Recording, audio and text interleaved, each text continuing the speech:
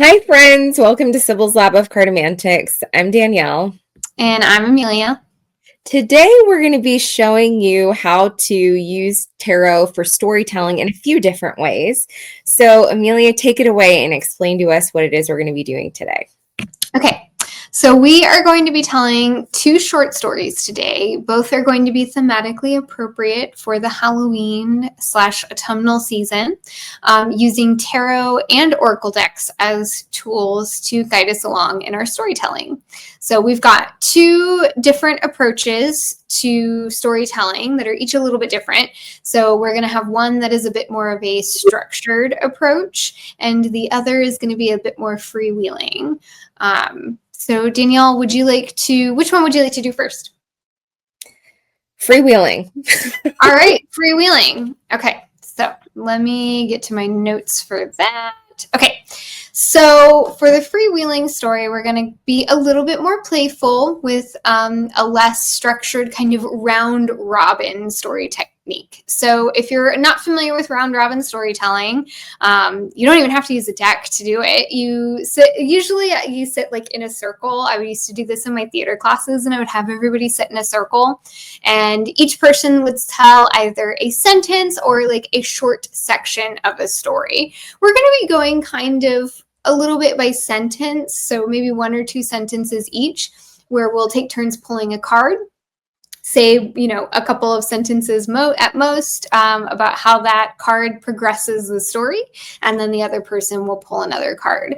We have the added bonus of an oracle deck that we can optionally pull with our card, whether it be to represent an object or an obstacle or a mysterious figure, whatever we want it to be, that goes along with the tarot card that we pulled.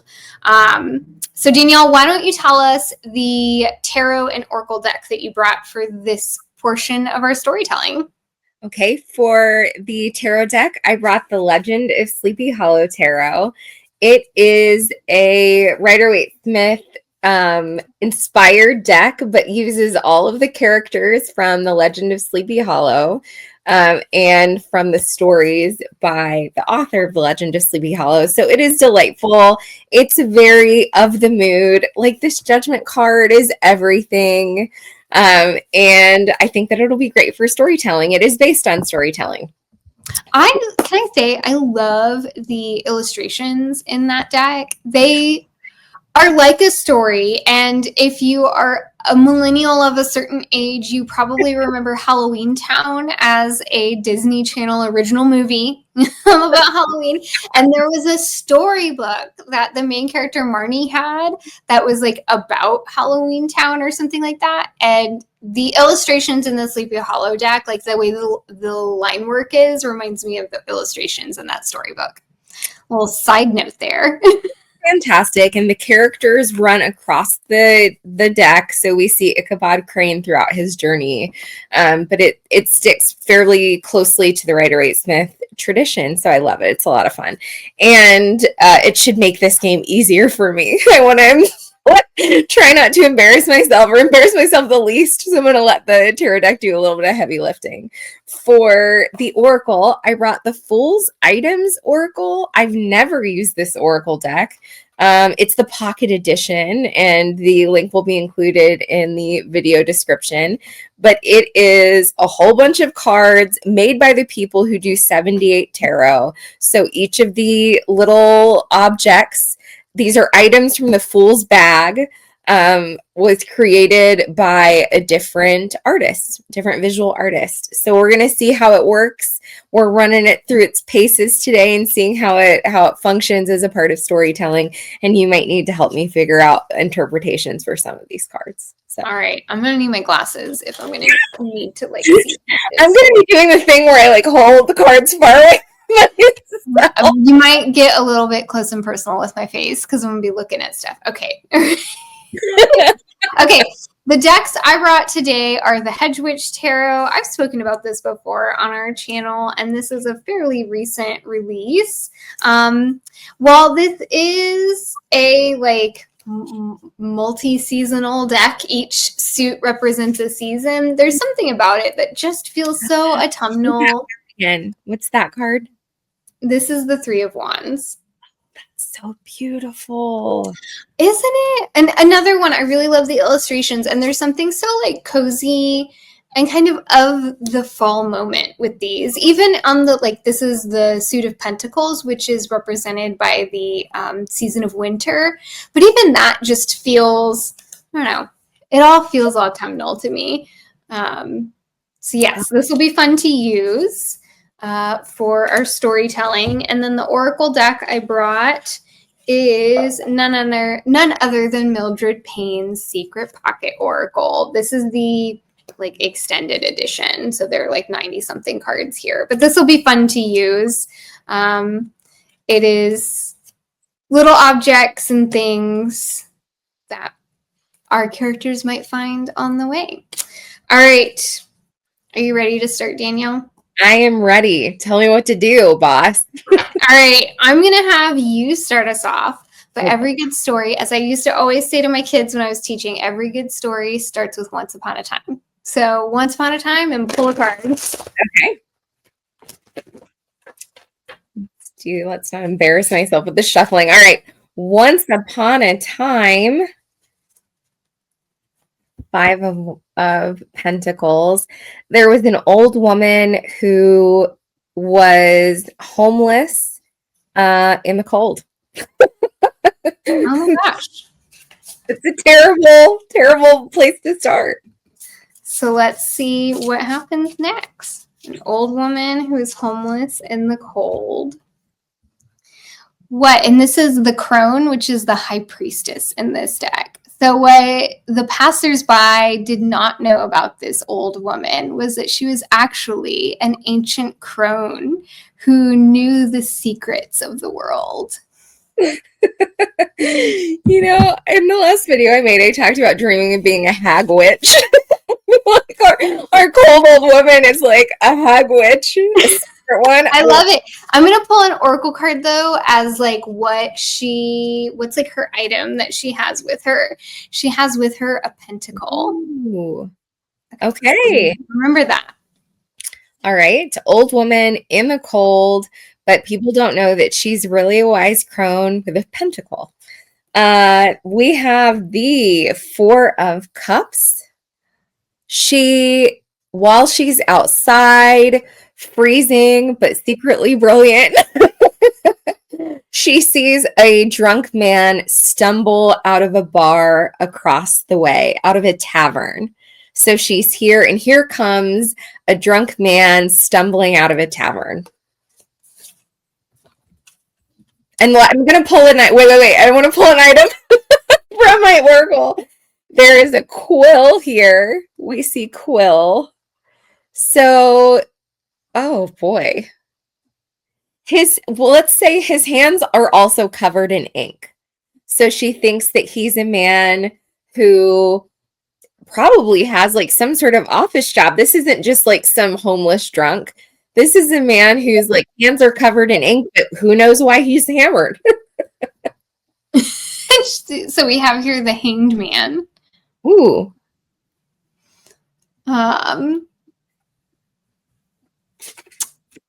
What does she recognize? She recognizes in this man a sort of like arrested development in his drunkenness. Like here we have someone who probably has an office job, but he's also stumbling out of a tavern in the middle of the night onto a street alone. And after having imbibed perhaps a bit too much. And you said, what about him in the office job? Well, he's probably got, like, he's successful. He seems successful. He's like wearing a business suit, whatever. Okay. Our next card is Temperance.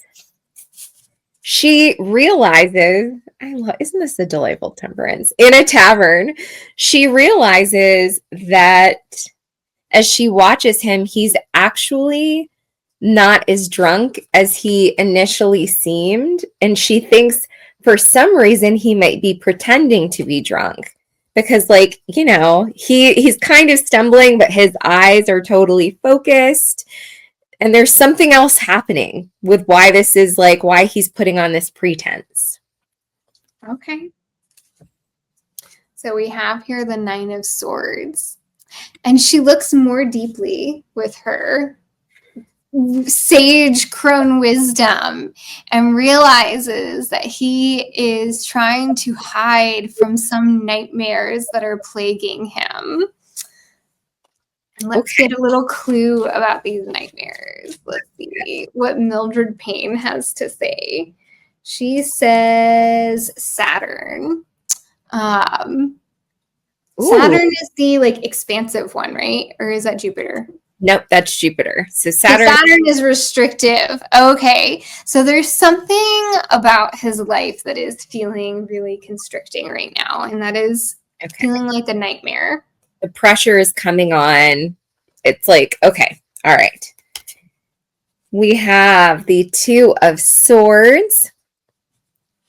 What is really coming up for him is that he is having like a persistent argument with somebody at work. I envision this man being like a kind of banker Ebenezer Scrooge office type. In my mind, we're in the landscape of like Sleepy Hollow, you know, this time with the taverns and the bankers and whatever. So he's having some really big conflict with another of like the accountants at work. And it really seems like this guy who he's arguing with is outmaneuvering him. So let's see what he thinks. We're going to pull a little oracle card to see what he thinks this guy has that he doesn't have. Like, what is the tool or the manipulative whatever, the benefit this guy has that he doesn't have. This is the Akashic Records. He has... It's learning. He has some sort of educational background that this man doesn't have. Sorry to jump in. No, absolutely. He has like a deep institutional knowledge and maybe connections to the like who is really in charge in this like sort of financial landscape in a bigger. He's got a network. Yes. All right. So what happens next then?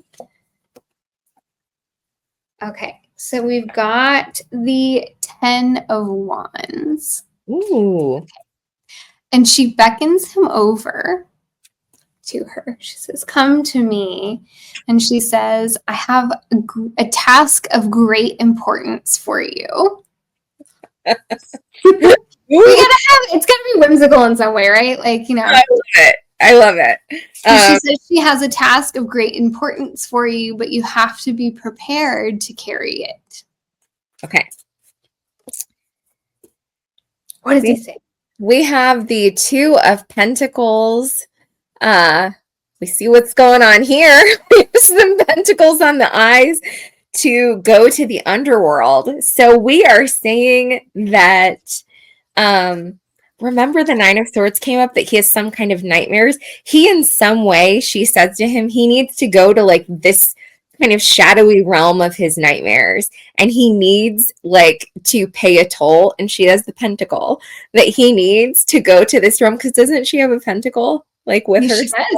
All right, so she has the pentacle to give him so that he can in some way cross over into the land of nightmares and like, I don't know, do whatever you're going to tell me. What does he do in the land of nightmares? Let's ask. What does he need to do down there?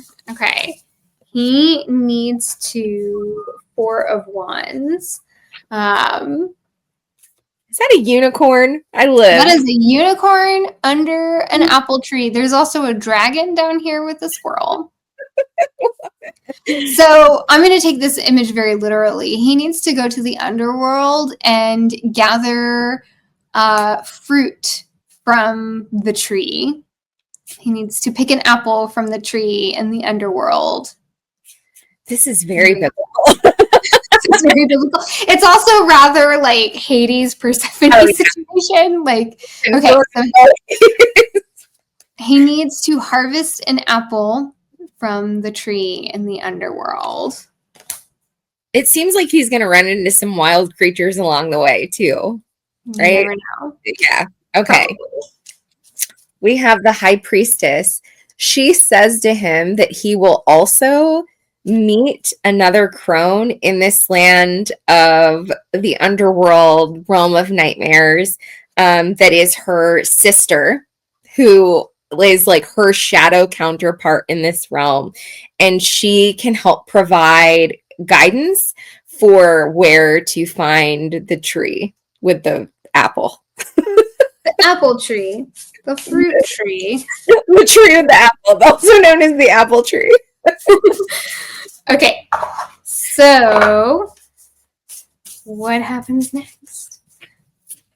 All right, what happens next? Aha, Prince of Swords. And we have here a, what is it? Is it a Pegasus? That's the horse with horns? Yeah. Okay, so we have a Pegasus. So, in true magical journey fashion, she leads him to the Pegasus that will take him to the underworld, and she gives him the pentacle, as well as the Pegasus accepts payment. well, the pentacle is for him to get into the underworld. He's gonna, like, I don't know, pay the boatman or something. I love it. Right. And she also bestows him with the olive branch brought forth from a dove. Ooh, does he also have to pay that to get into the underworld, or is that like something to keep? We'll see. She leaves no explanation for why she's giving him this olive branch. I like it. Okay. So let's say he's on the back of the Pegasus, headed on his way to the boatman. We have the five of cups in the tavern, the drunk. When as like our dude, we don't have a name for him, do we? Dude number one, our man, our bro, the accountant. Broski. The first accountant is he's on the Pegasus flying away. The crone resituates herself across the street from the tavern and looks inside, and she sees like his enemy, the arch nemesis of the first accountant. He's drunk inside the tavern. So now like the crone's got him in her view. But he's like, his head's down. Maybe he's dreaming. I don't know what's going on with him. He's also got some problems. Everybody's got problems. Okay, 8 of Wands. Right? The journey is swift. To the underworld. And he meets... So we've got here, like, I don't know, some witch sitting inside. Is she a hedge witch? She's a hedge witch sitting inside of her little, like, apothecary doing some water magic. Okay, so the journey is swift to the river Styx. We're gonna go with it. And sitting at the river is a woman who requires payment for parting the waters so that he may enter the underworld. Okay. Ooh, we have a jumper. The 6 of Pentacles. Okay, our next card is the 6 of Pentacles. When he gets on the other side of the river Styx, he meets a silent man who gifts him something and walks away. I guess it's to replace the pentacle that he paid to get on the other side, but let's see what it was replaced with. This says the element of earth, but a mushroom is pictured. So he shall receive a mushroom in silence. This feels very Alice in Wonderland. Like, should he eat the mushroom? Should he just keep it grow really big? Who knows? Who knows? But right now, he no longer has a pentacle, but he does have a mushroom, and he's all by himself. And he's still got the olive branch. Okay. Yes. And he's still got the olive branch. Okay. Next, Ace of Pentacles. Okay. Is that a Christmas tree? Oh. It is a Christmas tree. I know, you and your Christmas trees. Well, so like all throughout the pentacle suit, there are like fir pine trees. Okay. Because it's winter. Okay, So we've got our Ace of Pentacles here. So he finds the tree. He cannot believe how easy that was. It's right there on the other side of the river. However, where's my Mildred Payne? Between him and the tree is a wheel.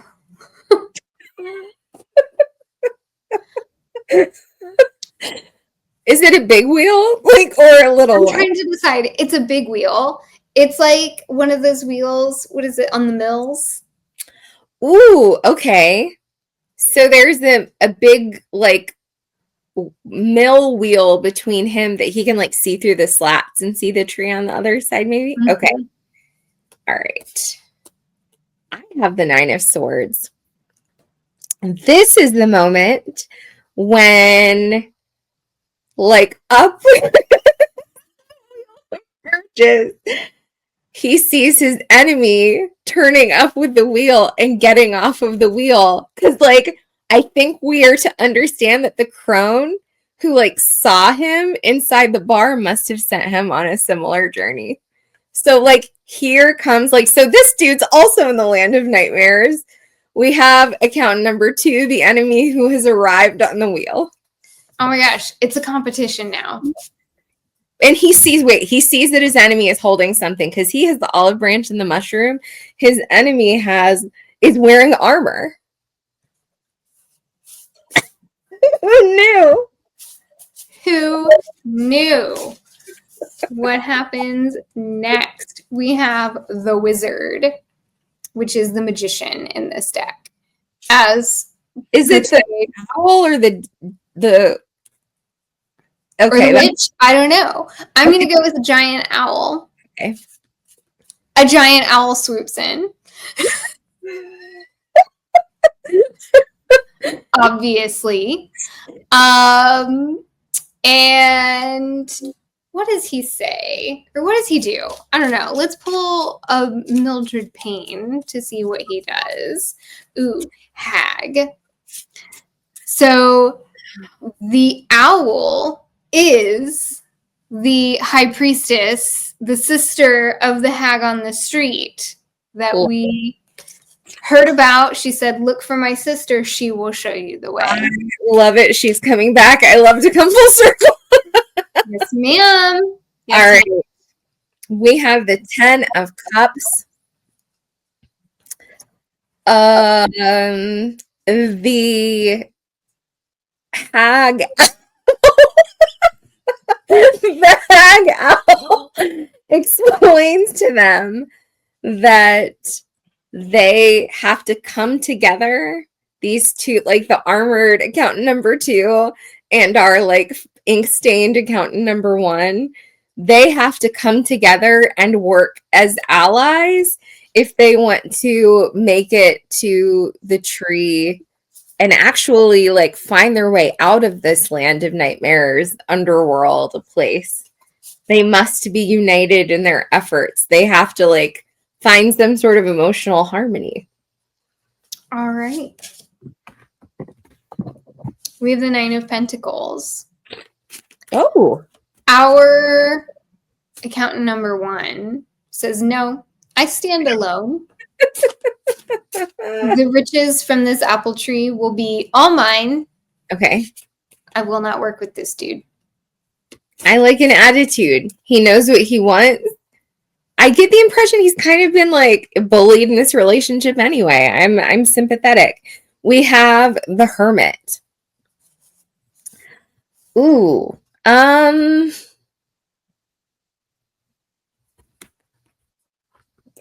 gosh. Well, how about since our account number 1 says that, the wheel and account number 2 disappear, and all of a sudden he's left by himself, and the owl hag are gone. So now that he's declared that he's going to do this all by himself, all of a sudden he's out in the cold alone, no wheel, the tree's over there, but he suddenly has like no guidance, no enemies, no allies. He is like out in the cold by himself. with his mushroom and his olive branch. Where the wheel was standing, wait. Where the wheel was standing, instead, there is a broomstick. Ooh, this is perfect. Okay. Okay, so this is the Six of Wands, where we have a witch flying a broom. He decides to use the broom to try to fly him to the tree. Okay. Is the tree like really far away? He can see it, but it's like a distance? It's there. It's okay. Okay. It's visible. All right. I wonder if he like did the right thing or the wrong thing. I don't know. I feel like our olive branch is going to come into play at some point. The olive branch was going to come into play and like make them like allies all of a sudden, but no. He got the Nine of Pentacles. He was like, no. We have the Eight of Cups. As he is flying on the broomstick, so he does get on the broomstick and starts his flight. Do you see that tree back there? He starts his flight to the tree, but as he's flying, he is remembering everything he left at home and like what all this is for. Like he really wants to succeed at work because he has a beloved at home. Like he wants to build a beautiful life, and that's why he wanted to do this by himself anyway. So to mind comes all of this like sort of beautiful stuff at home, and it's been depressing him that he hasn't been able to do a better job of supporting his beloved and their future children. I don't know. And here we have the 10 of Pentacles, as depicted by lots of Christmas trees. The worst. I hate it. All of a sudden, around him start sprouting up lots of trees. Ooh. And he starts to grow confused as to which tree is the right tree, which tree holds the fruit that he needs to bring back with him to the old hag. Okay. All right. I'm going to start reading my cards towards the end, not like too close, but towards the end. So let's see. Ooh, the moon. In front of one of the trees, he sees this scary dragon. Like he sees a scary creature, dragon, wolf, wild beast looking thing. So he either thinks the fact that it's there and that it's like kind of guarding the tree means that's definitely where he shouldn't go because it's scary, or it means that it's guarding something really valuable. So he's trying to figure out what to do now that he sees this one tree among the many that has a beast kind of guarding it.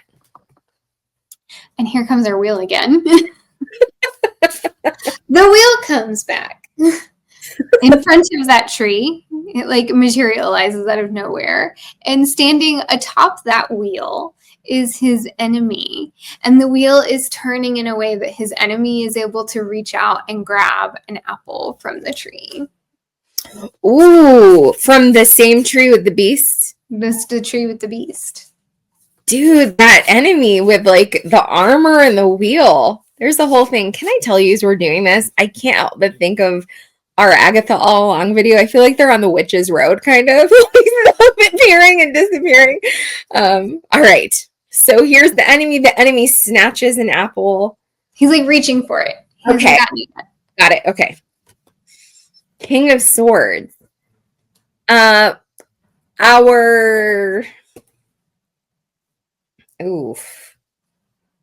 Like with the quill earlier, and we talked about how he had ink on his fingers. So this makes me think that we're talking about our first accountant. Let's pull a clarifier to help make sense of this altar. Okay, let's say that our King of Swords, our first accountant, King of Swords-ish character, says a prayer. Like he makes a sort of appeal in his mind, a spiritual appeal to the crone hag wise woman that sent him on his quest, sort of like asking for help from a distance. And he holds in his hand the what is it? olive branch and the the olive mushroom. branch he holds in his hand as he thinks of her and appeals for help. Ace of Wands. And he hears her voice and she says, "You have the tool that you need." Okay. Remember, he's got the olive branch. And the mushroom. And the mushroom. Which one is the tool that he needs? 6 of Wands. Ooh,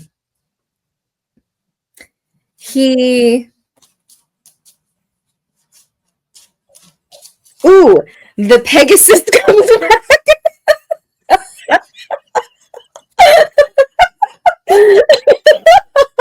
The Pegasus comes back and he jumps on the Pegasus and goes into flight, and he feeds the Pegasus the mushroom. The mushroom. So he feeds the Pegasus the mushroom and they go into flight. I think the Pegasus is like so they're in flight, like racing against time to beat the second accountant in reaching the apple, because that second accountant is like doing slow motion reaching for the apple. Well, the wheels, he's like moving up with the wheel. Oh, right. Okay, right. So Pegasus, we're trying to like beat the wheel. Okay. Moon. All right. In that moment, the beast that's like guarding the tree rises up and starts to attack the second accountant. Oh, on the wheel. Okay. On the wheel. And I want to pull a second card from Mildred Payne to see shovel. And at that moment, the wheel starts to like sink into the ground. Oh, taking the second accountant with it. Down they go. Dude, if they're already in the underworld, I wonder where he's going. He's like super underworld. Layer 2. This is Dante, right? So like we're going down to the next level. All right, we have 6 of Cups. Our first accountant reaches the apple with speed on the Pegasus.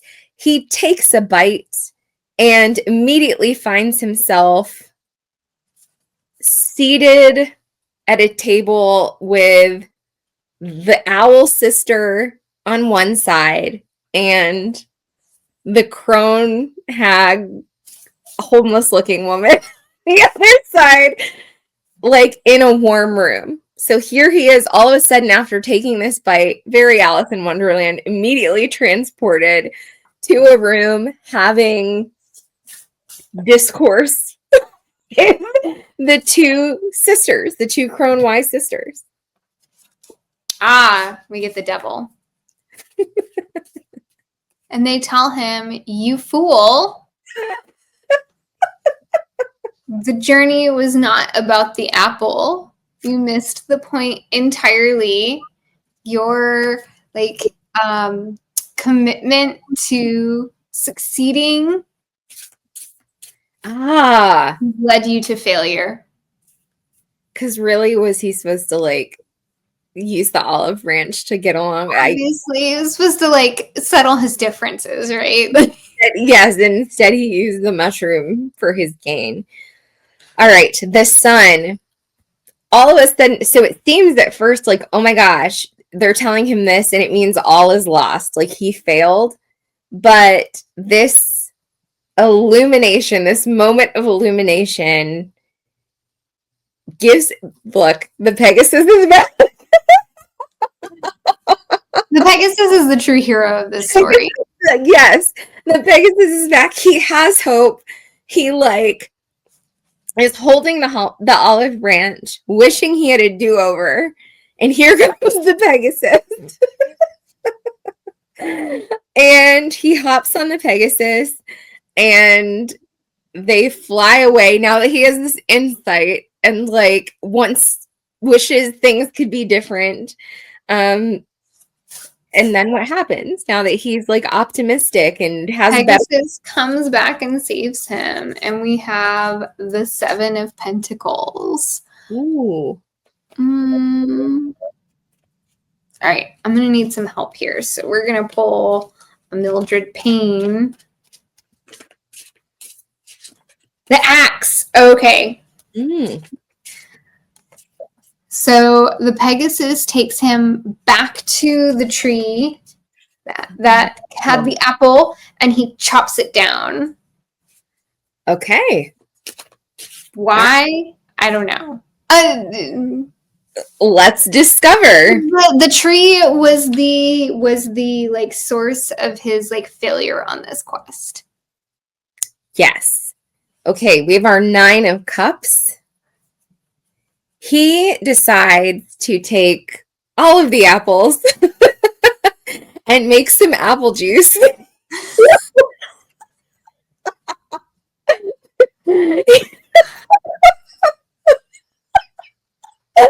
This is so ridiculous. He decides that he wants to make apple juice so that, like, because, oh no, the first accountant or the second accountant is in, like, the super underworld. So he wants to get him out of there.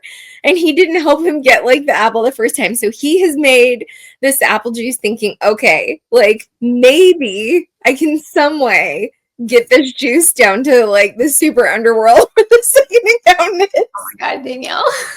You're killing me, Smalls. Okay. So we got the King of Swords. What do I think about this King of Swords? So we've got, like, what is that, a griffin? Yeah. Sphinx. Yes, griffin, sure. Griffin. We'll call it a griffin.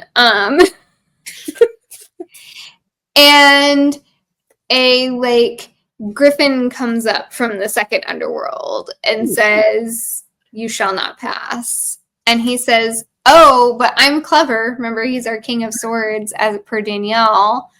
"Take this apple juice from the underworld above. It will give you insight." He gives that to the griffin. In clarity, yes. So the griffin's out of the way now. Oh, okay. All right. He no longer is the apple juice then, but he still has his olive branch, right? And there's nothing but standing between him and the next underworld. All right. Page of Pentacles. He decides, like, there's kind of like the structure on the outside there. He decides to take the wood from the apple tree and build a ladder to go down to, like, the super underworld. He is like, he's using his skills now. He's normally a man at a desk in the office doing accounting, but he is determined to fulfill the quest that he failed at the first time. So he has now built a ladder to go down to, like, the lower underworld and reach the account number 2. So we have the Hermit. The account number 2 is down there by himself. And he finds him, and he extends the olive branch. And says, "Come up my ladder." But I have to come full circle. The Queen of Cups. Excellent. They both climb the ladder together. So the account number 2 climbs the ladder, and they both get to the top of the ladder. They go through the lower underworld, and all of a sudden, like, there's, like, a place to keep climbing, and they reach the top where they see the hag reaching out a steaming cup of something for them to share. Let's see. Tome. Like, she says, because we were talking in Akashic Records earlier, she says, "Here is the cup, drink of it, and you will both share, like, even more knowledge." Like, this is like I don't know. This is like a magic cup for drinking to share.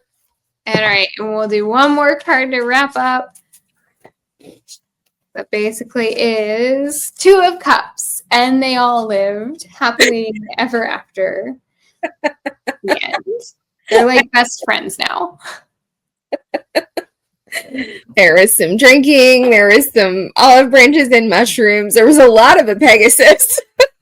Listen, the Pegasus was the true hero of that story. That's absolutely true. In any moment when our accountant needed a way out, the Pegasus was there. All right, so that is our less structured approach to storytelling.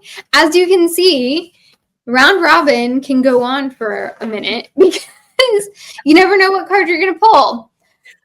Okay, so now for our more structured approach, we're going to tell a bit of a darker, spikier story. Real quick, just tell us what deck you have brought with you for this. I have a Trionfi, Della, Paradoxical Illustrated Pips. The Illustrated Pips edition is now available. This is the indie edition. That's now available mass market, but the Paradoxical is out of print. I have the Forhaxa Tarot, which is now available mass market as the Enchanted Forhaxa Tarot. So for this approach, I had Danielle go ahead and separate her deck, and I did the same as well, into the minors, the majors, and the courts. And we are each going to pull one of the court cards as either the protagonist or the antagonist. And Danielle, which character would you like to pull for? I'm going to be the antagonist. All right, so pull a court card for the antagonist and tell us a little about them. Okay, we have the Knight of Wands. Our antagonist is passionate. He's a fighter. He's looking for enemies and to go to battle. He feels a real sense of purpose, and he is angry at the world. Like, he sees enemies everywhere he goes, even if somebody isn't interested in, like, fighting him. So he's very caustic. I feel like he's a bully. Yeah, yeah. He's the guy you meet who you're like, calm down. The guy just met you, and he's mad at you because you don't know why, because he has a chip on his shoulder. So this guy has a chip on his shoulder, but he also has a weapon. So it's, like, kind of worrisome. All right, so our protagonist is the Elder of Earth, and I believe in this deck the elders are the kings. Okay, so our protagonist is the Elder or King of Earth, as portrayed by a female fairy in the Forhaxa Tarot, because all of the characters are women. So we'll continue on that theme. So our protagonist is a really strong, stable, grounded woman. She's very much of the earth. She what does she do? Her occupation is she's a gardener. And she's that person who is not of many words, but when she speaks, you listen because she has something to say. Okay, so now we're going to each pull, so now that we have our protagonist and our antagonist, we're going to each pull a major to indicate what is our character's main objective, or what is it that they want most. Is our protagonist our gardener woman? Is she kind of older, like an elder? Yes. Okay, my dude is in his 20s. Like, all right. These two seem like they would be in conflict with each other. Yes, they do. Yes, they do. All right. I have the Hanged Man. Oof. He is one. Well, what do I think? For blood. Say again. He wants to punish. He absolutely does. He wants to punish someone. There's someone who, because he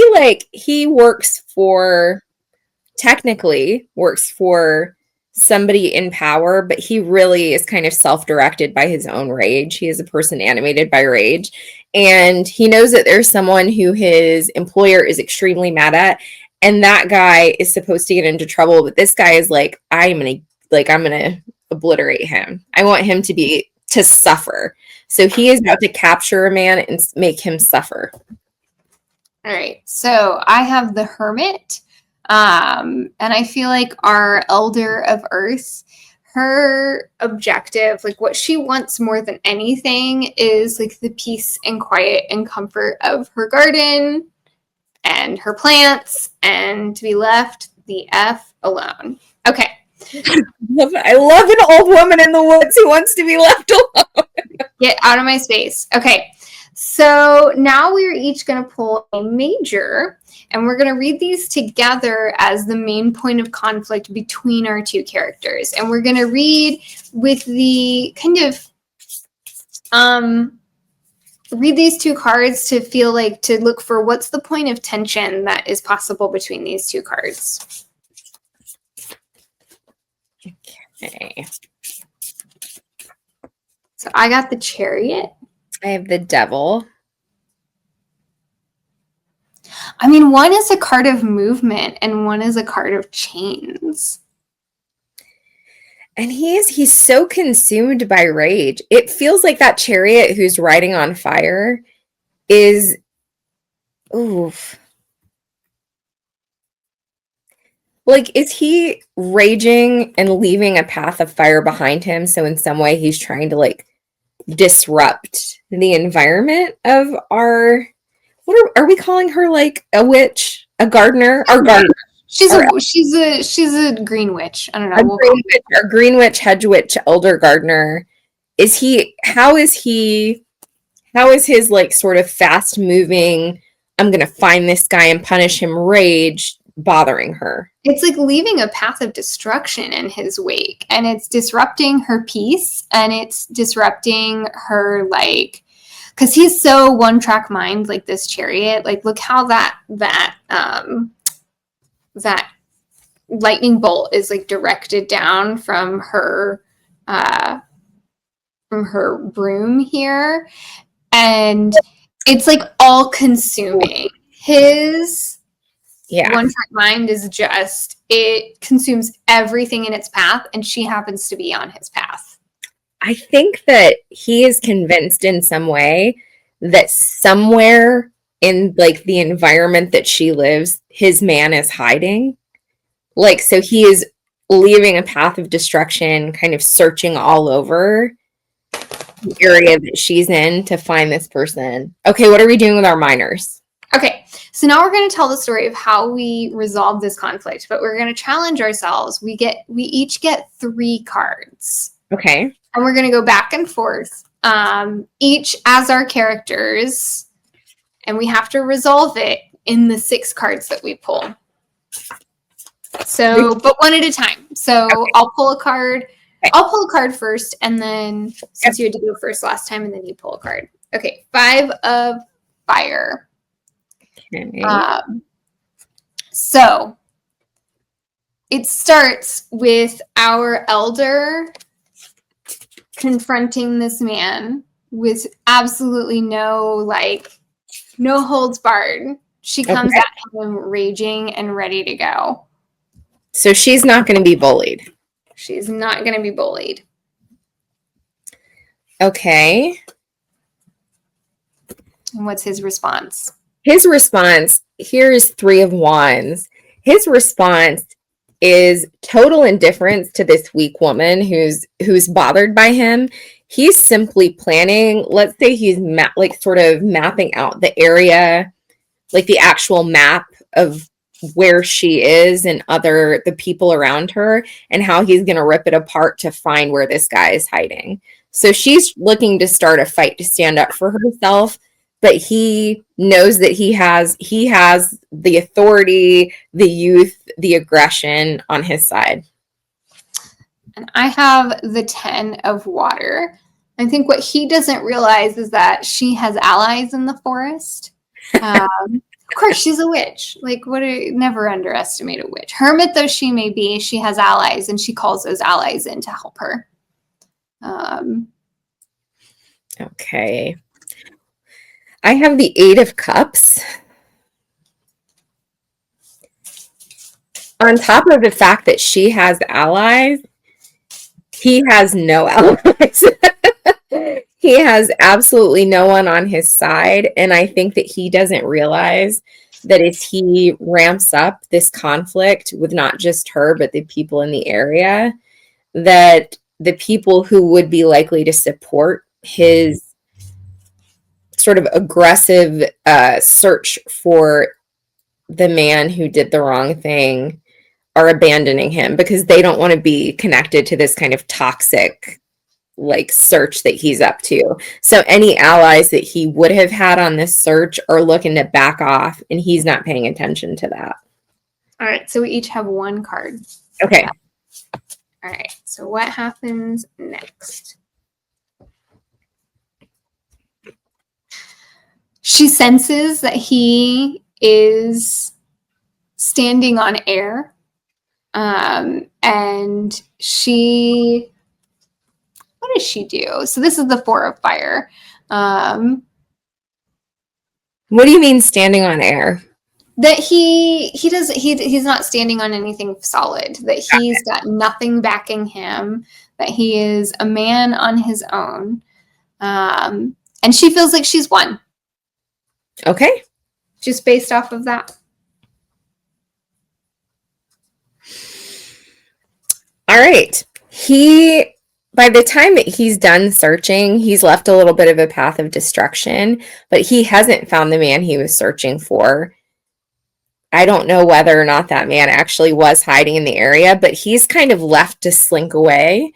And he doesn't even have his sort of official position to go back to, because he's effectively been kind of abandoned by his allies and supporters, the people who were on his side. So he didn't just lose to her, but he's out of luck. He's got nobody and nothing, no wins.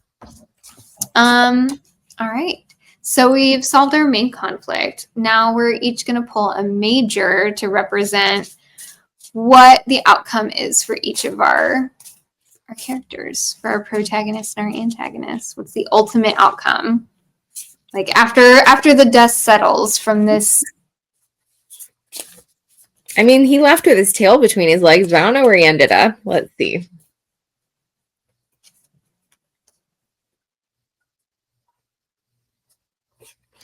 I have the Empress. I think eventually he is like, he's kind of lost everything, and he actually ultimately and surprisingly makes his way back to the old Hedgewitch to plead for her forgiveness and ask if he can be of assistance in her. Well, what's funny is I got judgment. So she gets her chance to pass her final judgment on him. The old witch in the woods wins. We live. Always. Okay. So that is a bit more of a structured approach to storytelling. I kind of like having the limitation of like solve this in 3 cards. It forces you to really think kind of critically and with purpose. Although the round robin is fun too. Seems like it would be good with people who don't even know tarot. Like with young children, it would be fun, you know? Yeah, to like do storytelling. All right. Well, thank you so much for joining us. As is our tradition, we are going to close out with a reading. And our question today is, how can we guide the narrative of our lives throughout this coming week? And I'm going to use the Hedgewitch Tarot because it shuffles deliciously. Legend of Sleepy Hollow. All right. This deck is so underappreciated. It's a good one. It is really good. That Hedgewitch is so colorful and lovely. I have the Hierophant. I have the Two of Wands. Can you restate our question? How can we guide the narrative of our lives this week? I think, at least thinking about the Hierophant, that we in some way need to be thinking about like what the established structure and rules are for our week and do something about that. Like what a week is supposed to look like in our story. I think maybe that is up for reconsideration. What does the Three of Wands have to say about that?